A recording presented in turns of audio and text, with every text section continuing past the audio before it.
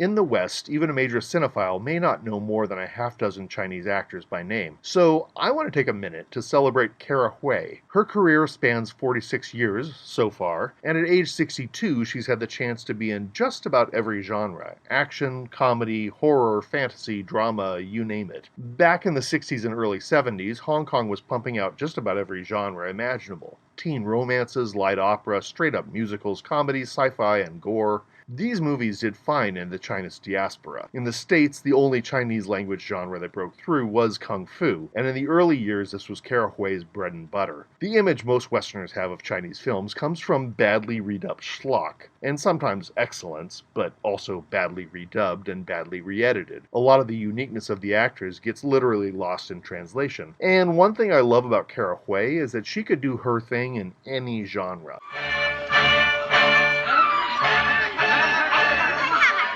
Some actresses become iconic because they're just ideal physical specimens, and that's not how Kara Wai found success. Sure, a couple of her most iconic roles do play off her good looks in a way that I'll discuss in a moment, but Wai is very much the girl next door.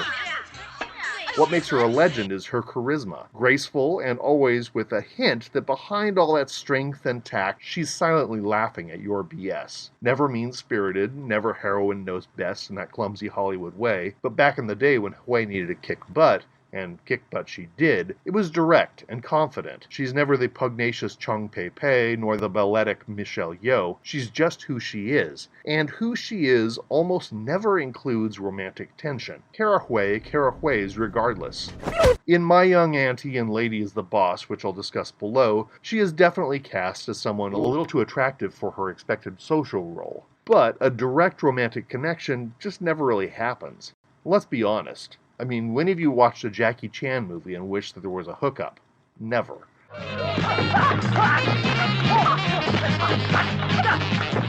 To really understand the greatness of Kara Wai, you need to see her in action. So here are 6 reasons to love her. maybe 7.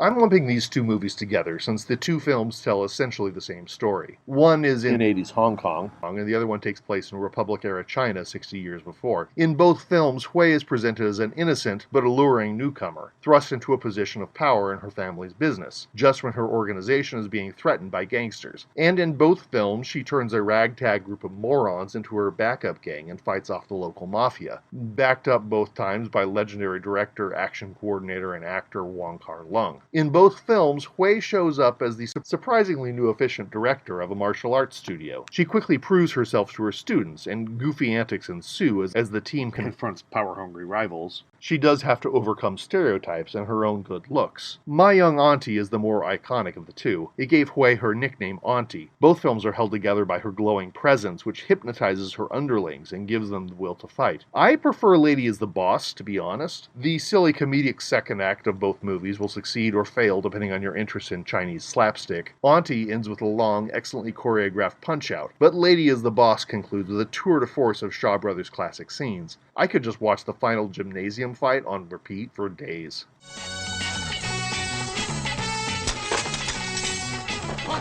The fantastic, if terribly titled Dirty Ho, is actually a vehicle for Gordon Liu and the comic Wang Yu, but it does contain one of Kara Hui's best scenes. An imperial prince is traveling through the south incognito, and he has to fight off assassins without revealing his identity. When attacked on a floating restaurant, the prince claims that Kara Hui is his bodyguard, and he uses her as a puppet to fight off his enemies. The coordination needed for Hui to be able to pull this off, doing kung fu without looking like she was doing anything, is really astounding. And it's a pretty funny scene.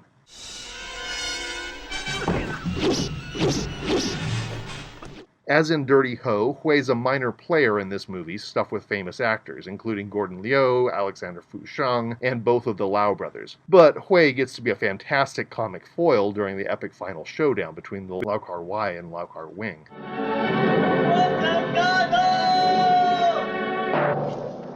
There is a classic story about the Yang family. Their menfolk fought against the Western Xia and lost, after which the 14 Yang widows and daughters led an assault that brought down the foreign invaders. 8-diagram pole fighter serves as sort of a backstory for that story. Much smaller in scale than the Shaw movies The 14 Amazons, which is also worth checking out, but tighter, bloodier, and more muscular. Tragically, it was the final film of Alexander Fusheng, who died during filming. But that loss may have expanded the roles of both Gordon Liu and Kara Wai as brother and sister looking for ways to defeat the encroaching armies. It includes one of my favorite Wai fight scenes as well, when she, disguised as a boy, fights off brigands at an inn.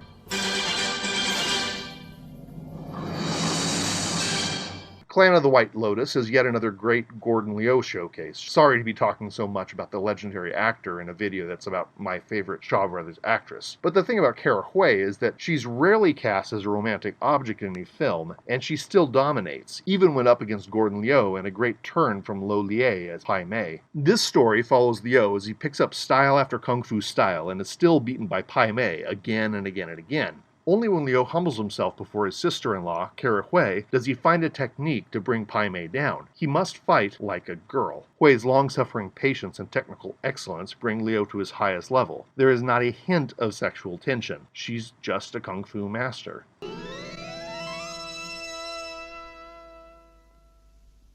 In the late 70s and early 80s, the balance of studio power shifted from the Shaws to Golden Harvest. Golden Harvest made modern action films with a touch of comedy, which gave us the films of Jackie Chan, Sammo Hung, and the transition of many Shaw Brothers actors to the new system. Filmed often on location, less constrained by stables of actors, churning out 3 movies per week, and choreographed very, very differently. Wai made the transition effortlessly, and did great action comedies. One of her best scenes was in The Inspector Wears Skirts alongside legend Cynthia Rothrock.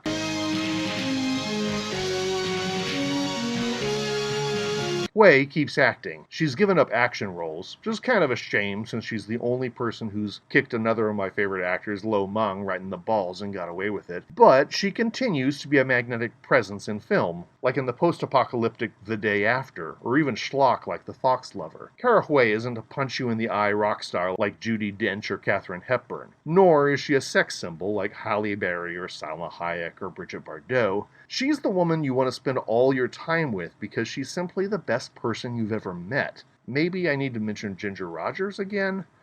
Does Kara Wai have a Western equivalent? A young Shirley MacLaine, maybe? Jimmy Stewart? Paul Rudd? The Rock? My inability to find a female equivalent to Kara Wai, I think, says a lot about Western cinema, where being headstrong or a damsel in distress are very valued, but it's tough to make your way as a person. I apologize for repeating my points from my Chong Pei Pei video, but I think Hollywood could learn a thing or two from Hong Kong. Besides Kung Fu. 請。預備。